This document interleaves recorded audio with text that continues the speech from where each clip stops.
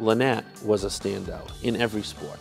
I mean, obviously we remember the things like the '89 championship game. We remember that season because it was, you know, the greatest season we've ever had.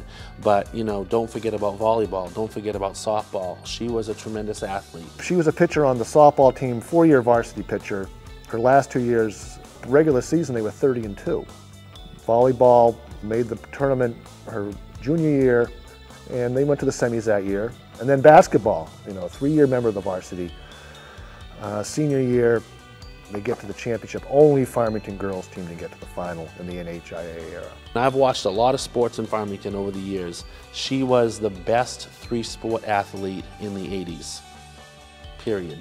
Growing up, there really wasn't a lot of light shed on women's sports, and to see someone like her, she was just an amazing athlete. It really kind of showed you that what women can do. She was a leader, and that's what those girls needed at that point, was a leader. And, girls basketball came alive when Lynette was in the high school.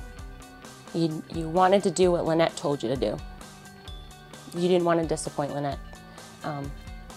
She was the type of player that you wanted to be because she didn't ever get pushed around. She did the pushing. She was a nail chewer. She was a one tough character. Feisty. Feisty. Tough. Tough. Tough, tough, tough.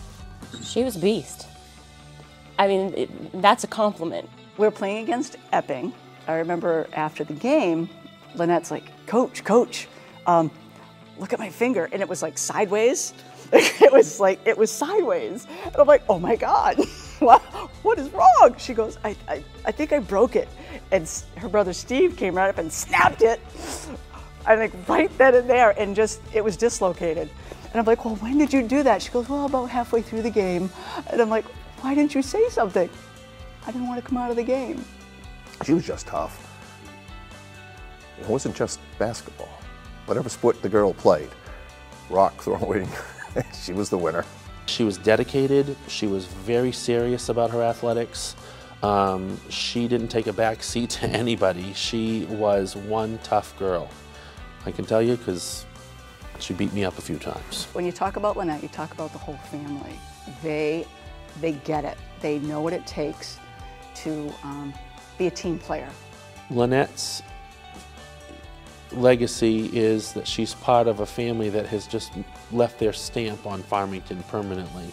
From her father, her mother was a great volunteer, you know, and all of her siblings.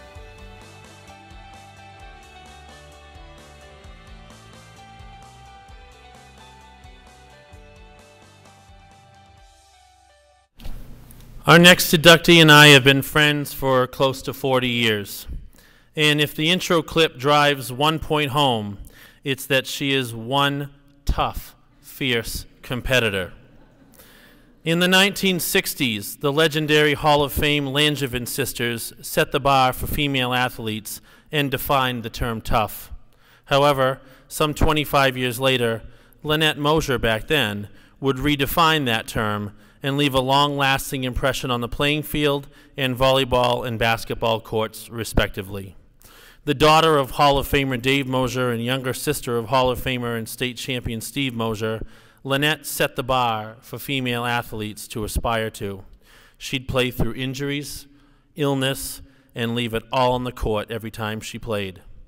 After a 25-year drought for girls' athletics, Lynette would lead the resurgence and bring girls' sports back to a level of respect and admiration. As varsity girls coach Don Weeks stated in the intro clip, you didn't want to disappoint Lynette. She was committed, focused, and determined, and she expected the same from her teammates. And to be honest, when I said in the intro clip that she'd beat me up occasionally, I was just joking. I was just trying to add to the drama of the event. I really wasn't joking. Ladies and gentlemen, please welcome one of the best 3-sport athletes ever in Farmington High School, Lynette Place.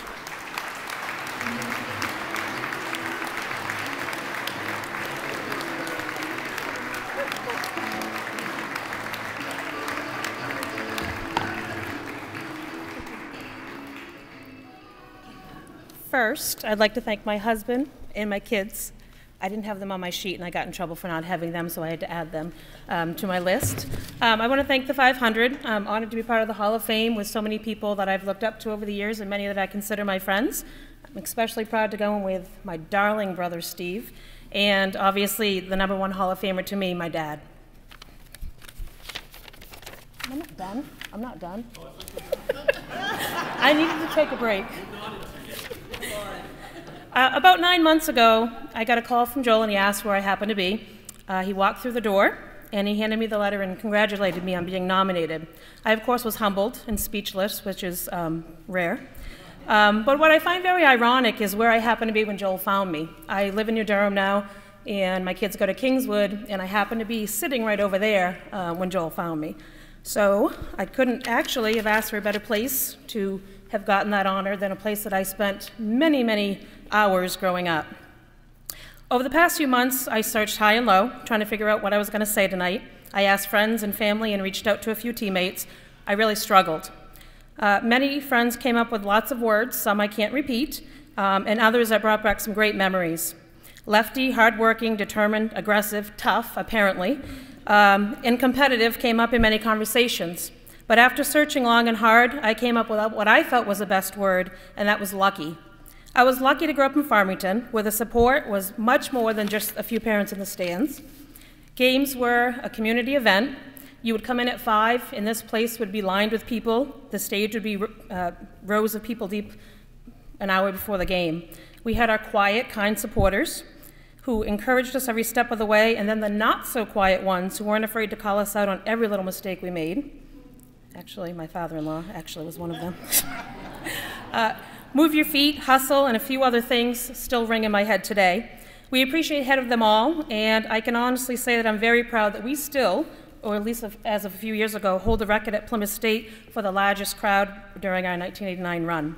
I also was lucky to have the coaches I did along the way, Zeke, Mr. Lewis, and of course Cheryl, who I met as a freshman. She had more passion, heart, and desire than anyone else that I had met at that point. She pushed us in every way possible and made us better athletes, but more importantly, better people. She came up with the phrase, work hard, never die. I can say without a doubt, wow, that we all gave her everything that we had. We never quit, and she taught us not to. Although I cringe still today when I see bricks or I hear the word ladder, I'm very lucky to have Cheryl as an important part of my life. She's my boss and, of course, my friend. But mostly, I feel that I was lucky to have the greatest teammates that you could ask for, many who are my closest friends today. We certainly made countless memories on the court and the field, but it was the ones where we bonded that were the most unforgettable.